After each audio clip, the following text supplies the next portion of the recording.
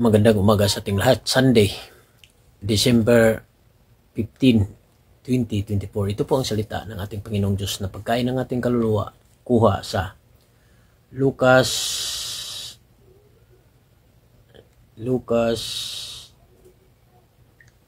3:10 hanggang 18.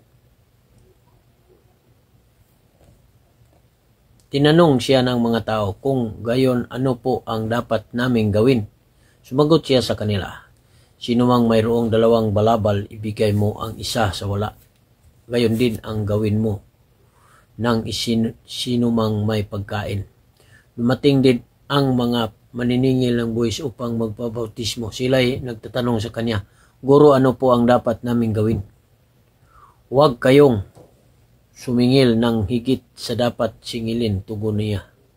Tinanong din siya ng mga kawal, at kami po naman, ano ang dapat naming gawin? Huwag kayong kukuha ng pera kanino man ng sapilitan o sa pamamagitan ng hindi makatuwirang paratang. At masiyahan kayo sa inyong sweldo, sagot niya. Nanabik noon ang mga tao sa pagdating ni Kristo at inakala nilang si Juan mismo ang kanilang hinihintay.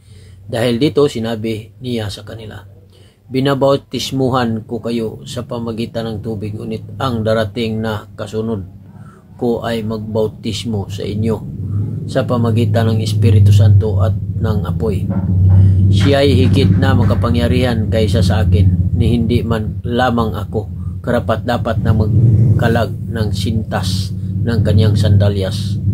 Hawak na niya ang kalaykay upang linisin ang giikan at upang tipunin ang trigo sa kanyang kamalig. Ngunit ang iba'y susunugin niya sa apoy na di mamamatay kailanman.